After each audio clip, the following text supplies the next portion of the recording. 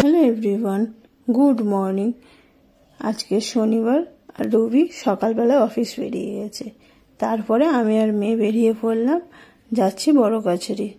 বেশ কিছুদিন ধরে মনে হচ্ছিল যে বড় কাছারি একবার যাই, পুজো দিয়ে আসি, তো সময় হচ্ছিল না। ফাইনালি আজকের সময় হয়েছে।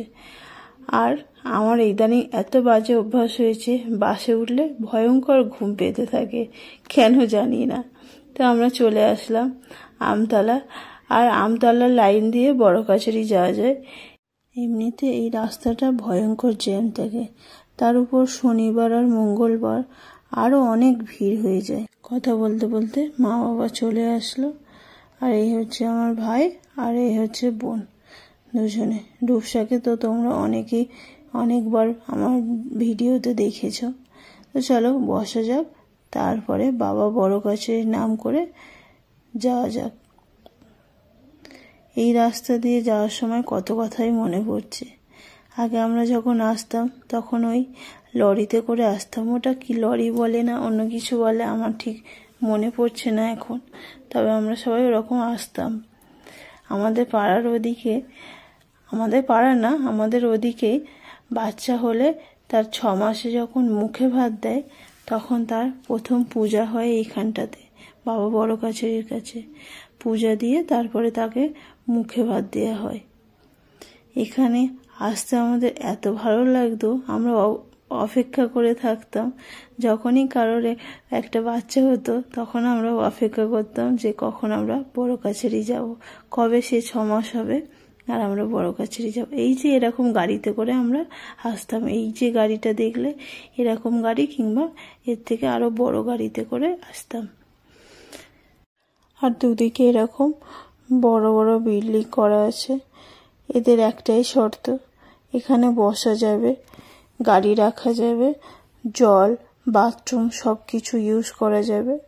শুধুমাত্র যতজন লোক পূজা দিতে আসবে, সেখানে যারা পূজা দেবে তাদের সমস্ত পূজার জিনিস এখান থেকেই নিতে হবে। এটাই হলো এদের শর্ত। যদিও বা আমরা এই কজন লোক, আমরা আর কতটুকু পূজা দেব, কিন্তু যখন কোনো বাচ্চাকে পূজা দিতে আসে তখন একটা গাড়িতে, মানে একটা বাচ্চার সাথে যতজন লোক আসে তারা প্রত্যেকেই পূজা দেয় বাবা বড় কাছারির কাছে। তো তখন ওদের অনেকটাই প্রসাদ বিক্রি হয়।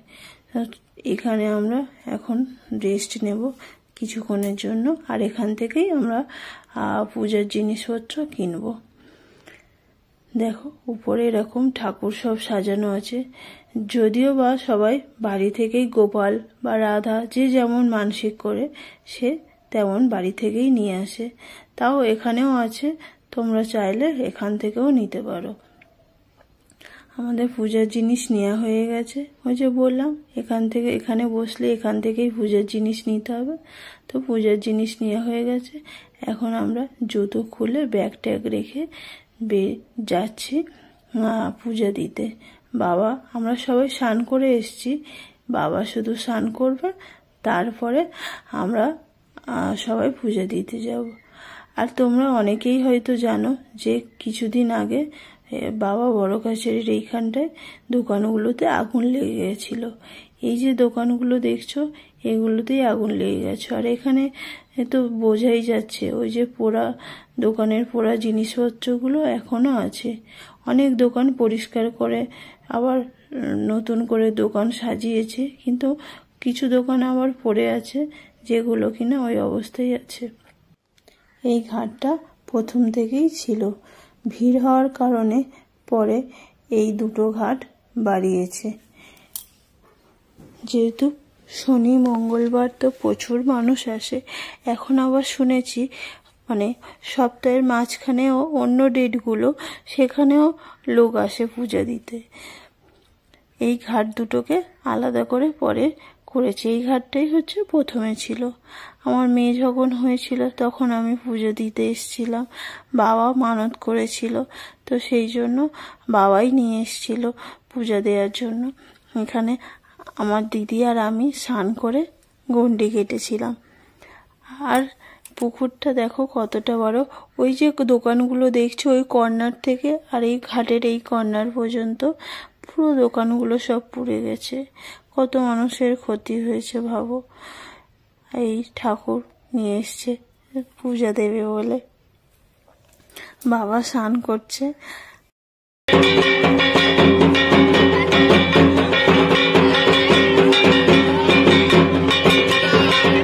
চলো বাবা বড় কাছারি পুকুরের জল একটু মাথায় নিয়ে নিই, কারণ আবার কবে আসতে পারবো তো জানি না।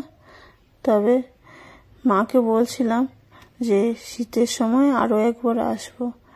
মেয়ের একটা মানত আছে, ওটাকে দিতে হবে পূজা, তো সেই জন্য শীতের সময় আর একবার আসতে হবে। আর এই যে সুন্দর করে টিপ পরাচ্ছে, এখানে দেখছিলাম অনেক বউ এরকম টিপ পরাচ্ছে। আর জানো এই একটা করে টিপ দিয়েছে 10 টাকা করে নিয়েছে। আগে সবাই মিলে পড়তাম 10 টাকা 5 টাকা দিতাম, এখন একটা টিপ 10 টাকা করে নিয়েছে।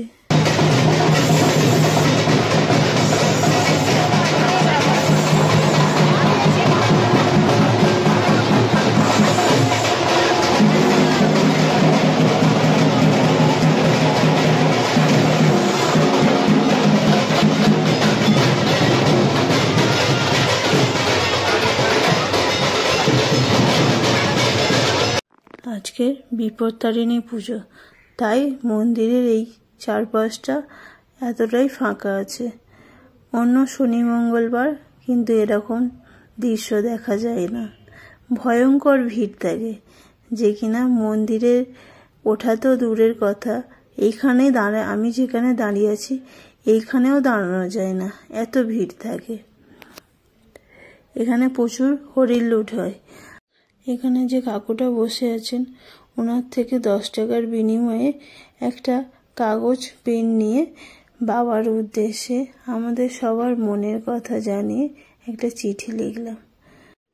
এনারা পূজা দিতে এসছেন, ফুল দিয়ে সাজিয়ে এরকম দোলনার মতো করে নিয়ে এসছেন। এই একদিকে বাচ্চা থাকবে আর একদিকে বাতাসা থাকবে। মানত করেছিলেন বোধহয় বাচ্চার ওজনে বাতাসা দেবে।